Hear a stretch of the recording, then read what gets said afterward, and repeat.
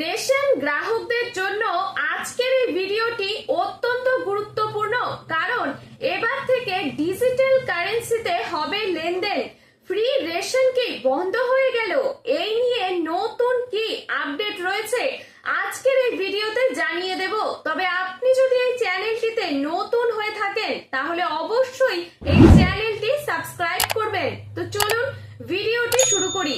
দেখুন, রেশন ব্যবস্থা নিয়ে ইতিমধ্যে নতুন একটি আপডেট সামনে এসছে। সেই নতুন আপডেটটি কি জেনে নিন। প্রথমে এখানে পরিষ্কার করে বলে রাখি যে ই রুপি চালু হওয়ার অর্থ ফ্রি রেশন বন্ধ হয়ে যাওয়া নয়।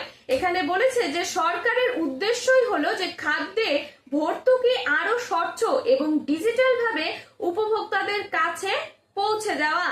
এখানে বলেছে যে ই রুপি হলো আরবিআই এর ডিজিটাল রুপি বা সিবিডিসি। সহজ ভাষায় এটি টাকার ডিজিটাল রূপ। তবে রেশন ক্ষেত্রে এই ডিজিটাল ভর্তুকি সাধারণ টাকার মতো যে কোনো কাজে কিন্তু খরচ করা যাবে না। এটি নির্দিষ্ট খাদ্যশস্য কেনার জন্যই ব্যবহারযোগ্য হবে। অর্থাৎ সরকারের রেশনের জন্য যে ডিজিটাল সুবিধা দেবে সেটি অনুমোদিত রেশন দোকানেই ব্যবহার করে নিজের প্রাপ্য খাদ্যশস্য নেওয়া যাবে। অন্য দোকানে গিয়ে কিন্তু অন্য পণ্য এই টাকার সাহায্যে আপনি কিনতে পারবেন না। এর ফলে কি হবে যে প্রতিটি লেনদেনে ডিজিটাল রেকর্ড থাকবে। কোন উপভোক্তা কতটা সুবিধা পেলেন এবং কোথায় সেই সুবিধা ব্যবহার করলেন, এই সব তথ্য কিন্তু সহজেই ট্র্যাক করা যাবে। সরকারের এর উদ্দেশ্যটা কি? যে সরকারের মূল লক্ষ্যই হলো যে রেশন ব্যবস্থায় স্বচ্ছতা বাড়ানো, ভর্তুকির অপব্যবহার কমানো এবং প্রকৃত উপভোক্তার কাছে সুবিধাগুলো পৌঁছে দেওয়া। এবার প্রশ্ন হলো যে রেশন দোকানে কিভাবে এই ব্যবস্থা কাজ করবে। এখানে রয়েছে যে নির্দিষ্ট উপভোক্তার ডিজিটাল রুপি ওয়ালেটের খাদ্য ভর্তুকি দেওয়া হতে পারে। এরপর অনুমোদিত রেশন দোকানে গিয়ে সেই ডিজিটাল সুবিধা ব্যবহার করে খাদ্যশস্য নেওয়া যাবে। স্মার্টফোন ব্যবহারকারীদের জন্য কিউআর কোড এবং স্মার্টফোন না থাকলে গ্রাহকদের জন্য ওটিপি ভিত্তিক পদ্ধতির ব্যবহারের ব্যবস্থা করা হয়েছে। এটা কিন্তু একটি অত্যন্ত গুরুত্বপূর্ণ আপডেট। দেখুন, এখানে বলেছে যে সবচেয়ে গুরুত্বপূর্ণ বিষয় হলো এই নতুন ব্যবস্থা এখনই কিন্তু সারা দেশে চালু হয়নি।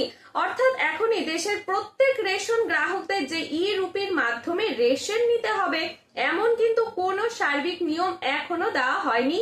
তাই পশ্চিমবঙ্গের রেশন গ্রাহকদের এখনই চিন্তা করার কোনো কারণ নেই।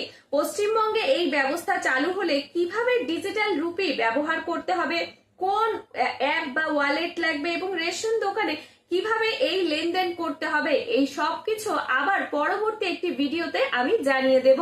তাই সোশ্যাল মিডিয়ায় যদি কেউ বলেন যে ই রুপি চালু হয়েছে তাই ফ্রি রেশন বন্ধ হয়ে গেল, এই সব কথাই কিন্তু কান দেবেন না।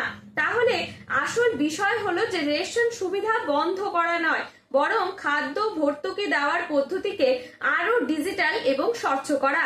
আরেকটা বিষয় মনে রাখবেন যে এই ই রুপি মানে আপনার হাতে নগদ টাকা চলে আসবে না, এটি নির্দিষ্ট উদ্দেশ্যে ব্যবহারের জন্য ডিজিটাল ভর্তুকি।